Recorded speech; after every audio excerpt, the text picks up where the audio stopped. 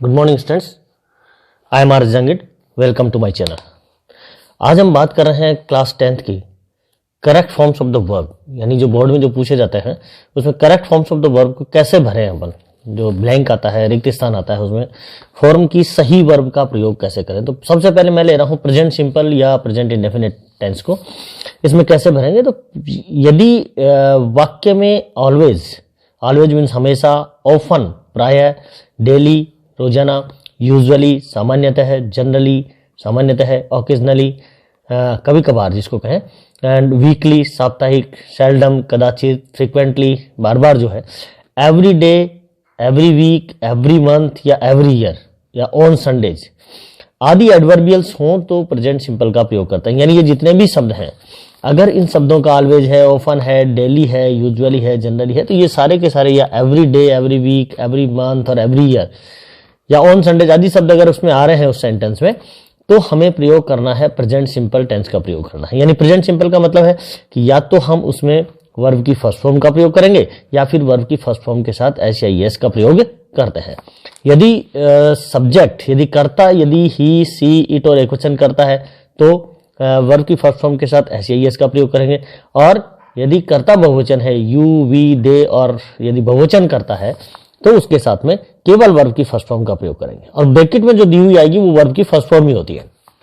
For example देखिए, she always खालिस्तान go to school, जैसे she always go to school. अब यहां देखिए इस सेंटेंस में ऑलवेज शब्द आ गया और वर्ब पूछा इसमें गो, तो क्योंकि सी के साथ जो है ऑलवेज से अपने को पता चल गया कि इसमें वर्ब की फर्स्ट फॉर्म यानी प्रेजेंट सिंपल का प्रयोग करना है। यानी अब सी के साथ अपन वर्ब की फर्स्ट फॉर्म के साथ किसका प्रयोग करते हैं, एस या एस का, इसलिए गो के साथ किसका प्रयोग कर दिया, गोज हो गया। तो she always goes to school. फिर दूसरा एग्जांपल है, we Khalistan go to movies on Sundays. We Khalistan go to movies on Sundays. अब यहां देखिए ऑन संडेज आ गया, तो ऑन संडेज आ गया तो इसमें वी के साथ में क्योंकि वो केवल वर्ब की फर्स्ट फॉर्म आती है, तो यहां पर अपन ने केवल गो का गो लिख दिया। आई खालिस्तान टेक टी एवरी डे। अब एवरी डे शब्द आ गया, इसका मतलब अपने को पता चल गया कि इसमें वर्ब की फर्स्ट फॉर्म का प्रयोग करना है। तो I take tea every day. फिर दूसरा जो इसका यूज करते हैं, दूसरा जो नियम है वो है यूनिवर्सल ट्रुथ का। यूनिवर्सल ट्रुथ का मतलब होता है सार्वभौमिक सत्य, जो हमेशा सत्य रहता है। अगर ऐसा कोई सेंटेंस है तो उसमें भी प्रेजेंट सिंपल का प्रयोग करते हैं, यानी वही वर्ब की फर्स्ट फॉर्म या फिर वर्ब की फर्स्ट फॉर्म के साथ एस या एस का प्रयोग करते हैं। The sun Khalistan rises in the east. The sun rise, अब राइज आ गया इन द ईस्ट, तो सूर्य पूर्व में उदय होता है, तो सूर्य पूर्व में उदय, तो ये एक यूनिवर्सल ट्रुथ का वाक्य है। और इसलिए इस सन के साथ, सन एक वचन है, सूर्य एक वचन है, इसलिए इसका साथ में राइज की क्या हो गया, एस या एस लगा करके राइजेज हो गया। तो the sun rises in the east. इसी प्रकार से दूसरा वाक्य, वाटर बॉइल्स एट 100 डिग्री। ये बॉइल्स नहीं आएगा, यहां पर गलती से छपा हुआ है, तो इसको केवल बॉइल माने, ब्रैकेट में केवल बॉइल है, बॉइल्स नहीं होगा।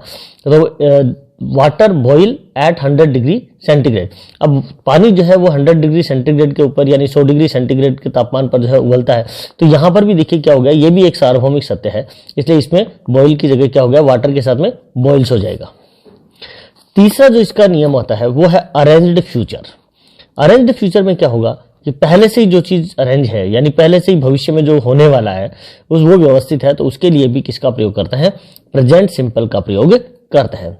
फॉर एग्जाम्पल देखिए, my father Khalistan retire next month. अब मेरे पिताजी नेक्स्ट मंथ रिटायर होने वाले हैं, तो पहले से ही फिक्स है, पहले से ही जो है अरेंज है, तो यहाँ रिटायर्स हो जाएगा। ये सेंटेंस भी ऐसे कैसे ही बोर्ड एग्जाम में पूछा जाता है। अभी पिछला जो सेंटेंस था water boils at 100 degree sentence, ये भी सेंटेंस जो है बोर्ड एग्जाम में ऐसे कैसे ही पूछा जाता है, इसलिए इन दो सेंटेंस को थोड़ा सा ध्यान रखें। अगला जो चौथा नियम है, चतुर्थ नियम है, वो ये है कि future program with fixed time table. अगर फिक्स्ड टाइम टेबल के साथ में अगर फ्यूचर का कोई प्रोग्राम है तो उसमें भी किसका यूज करते हैं, प्रेजेंट सिंपल का प्रयोग करते हैं। For example, our school open at 10 AM, यानी हमारा जो विद्यालय है, यानी ये फिक्स टाइम टेबल है कि हमारा विद्यालय कितने बजे खुलता है, 10 बजे खुलता है, सुबह 10 बजे खुलता है। तो यहां देखो आवर स्कूल के साथ क्या हो गया, ओपन हो गया। तो ये तो चर्चा की हमने प्रेजेंट सिंपल की, यानी प्रेजेंट सिंपल का यूज कहां कहां कर रहे हैं। अब बात कर रहे हैं नेक्स्ट प्रेजेंट कंटिन्यूअस या प्रेजेंट प्रोग्रेसिव टेंस की। तो सबसे पहले तो ये जान लें कि प्रेजेंट कंटिन्यूअस टेंस में अपने को यूज किसका करना है। इसमें जो हेल्पिंग वर्ब है वो तो होती है इज, एम, आर, और इसके साथ में यूज करते हैं वर्ब की फर्स्ट फॉर्म के साथ आईएनजी। ये अपने पहले के जो टेंसेज के वीडियो हैं उसमें भी अपन ये देख चुके हैं।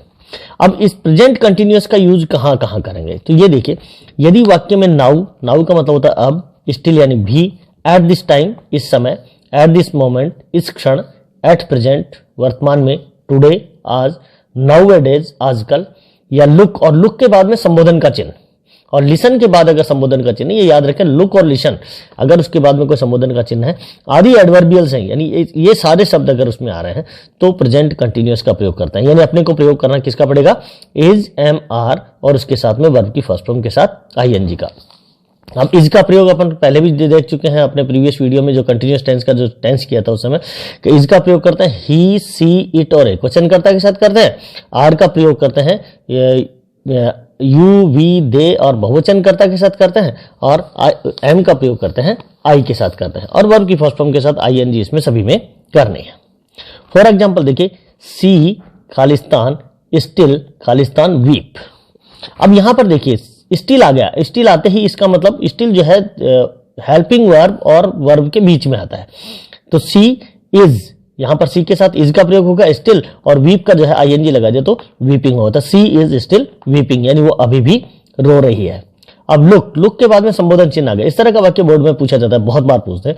तो लुक द डॉग इज खालिस्तान चेज द कैट। तो डॉग इज यहां पर देखिए इज पहले से लगा दिया था, तो डॉग खालिस्तान चेज द कैट। अब लुक आता, लुक को देखते ही अपने को पता चल गया कि इसमें प्रेजेंट कंटिन्यूअस का प्रयोग करना है। तो द डॉग के साथ में किसका प्रयोग करेंगे, इज का, इज, और चेज का आईएनजी लगाए तो चेजिंग द कैट, यानी कुत्ता जो है एक बिल्ली का पीछा कर रहा है। चेज का मतलब होता है पीछा करना। टुडे आई खालिस्तान नॉट गो टू स्कूल। अब टुडे, अब आई के साथ में किसका प्रयोग करेंगे, एम का। तो today I am not going to school, तो आज मैं स्कूल नहीं जा रहा हूं। तो टुडे आ गया, टुडे आते ही इसका मतलब किसका यूज कर दिया अपने, प्रेजेंट कंटिन्यूअस का। एक और यूज करते हैं प्रेजेंट कंटिन्यूअस का, वो करते हैं नियर फ्यूचर के लिए, यानी जो नजदीकी फ्यूचर होता है उसके लिए भी यूज करते हैं। जैसे मान लीजिए the prime minister Khalistan reach Jaipur today evening, यानी आज शाम को जो है प्राइम मिनिस्टर जयपुर आ रहे हैं। तो इसमें भी यूज करेंगे अपन किसका, कंटिन्यूअस का, प्रेजेंट कंटिन्यूअस का प्रयोग करेंगे।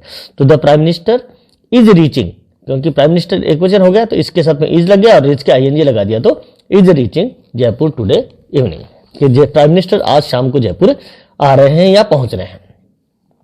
अब बात कर रहे हैं प्रेजेंट परफेक्ट टेंस की, ये भी बहुत इंपॉर्टेंट है बोर्ड एग्जाम के लिए। तो इसमें किस किस का प्रयोग, यदि प्रेजेंट परफेक्ट में सबसे पहले ये जान लें कि इसमें जो हेल्पिंग वर्ब आती हैं वो आती है हैज और हैव, और वर्ब की थर्ड फॉर्म का प्रयोग करते हैं। हैज का प्रयोग करते हैं ही, सी, इट और एकवचनकर्ता के साथ, और हैव का प्रयोग करते हैं यू, वी, दे तथा बहुवचनकर्ता के साथ, और हमेशा इसमें वर्ब की थर्ड फॉर्म का प्रयोग करते हैं। अब इसका थोड़ा सा पहचानने के लिए अपन दे रहे हैं कि यदि वाक्य में जस्ट यानी अभी अभी, ऑलरेडी पहले ही, यट भी, सो फार अब तक या तब तक, रिसेंटली हाल ही, लेटली हाल ही, टिल नाउ अब तक, टिल या अनटिल, और एवरी नेवर आदि अगर आ रहे हो, आदि अगर एडवर्बियल्स हो तो प्रेजेंट परफेक्ट टेंस का प्रयोग करते हैं। सबसे पहले देखिए सी खालिस्तान जस्ट गो आउट। अब यहां पर अगर मान लीजिए सी खालिस्तान जस्ट खालिस्तान गो आउट, यहां पर अपने को जस्ट शब्द आ गया, जस्ट शब्द आते ही अपने को पता चल गया कि इसमें प्रेजेंट परफेक्ट टेंस का प्रयोग करना है। तो सी, अब सी के साथ में हैज और हैव में से किसका यूज करेंगे, हैज का। तो सी हैज जस्ट, और वर्ब की थर्ड फॉर्म, गो की थर्ड फॉर्म होगी गॉन, तो she has just gone out. Just भी जो है हेल्पिंग वर्ब और मेन वर्ब के बीच में आता है। ये सारे ज्यादातर शब्द जो है हेल्पिंग वर्ब और मेन वर्ब के बीच में आते हैं। इसमें दो खालिस्तान आते हैं कुल मिला के। तो ही खालिस्तान, ऑलरेडी खालिस्तान, ऑर्डर फॉर डिनर। तो सी ही के साथ में देखिए ऑलरेडी शब्द आ गया, ऑलरेडी शब्द आते ही अपने को पता चल गया कि इसमें हैज है और वर्ब की थर्ड फॉर्म का प्रयोग करना है। तो ही के साथ प्रयोग किया अपन ने ही हैज, और ऑलरेडी के बाद में ऑर्डर की थर्ड फॉर्म करा दी ऑर्डर्ड।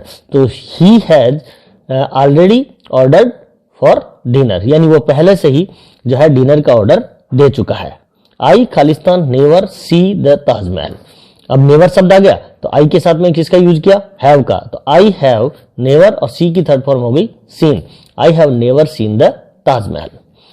अब तो ये हो गया प्रेजेंट परफेक्ट टेंस। अब बात करना है प्रेजेंट परफेक्ट कंटिन्यूअस टेंस की, कि प्रेजेंट परफेक्ट कंटिन्यूअस टेंस का यूज कहां करना है। तो अगर आपके पास में वाक्य में since, for, all plus time हो तो उसमें प्रेजेंट परफेक्ट कंटिन्यूअस टेंस का प्रयोग करेंगे। यानी प्रेजेंट परफेक्ट कंटिन्यूअस में हेल्पिंग वर्ब आती है हैज बीन और हैव बीन, और वर्ब की फर्स्ट फॉर्म के साथ आईएनजी का प्रयोग इसमें करते हैं। वही हैज बीन का प्रयोग करते हैं ही, सी, इट और एकवचन कर्ता के साथ, और हैव बीन का प्रयोग करते हैं आई, वी, यू, दे तथा बहुवचन कर्ता के साथ। फॉर एग्जाम्पल देखिए, it Khalistan rain since morning, तो इट अगर इट के बाद में सिंस मॉर्निंग आ गया तो सिंस मॉर्निंग और सिंस के बाद में टाइम आ गया मॉर्निंग का, तो it has been raining since morning. इस प्रकार से ये वाक्य बनते हैं।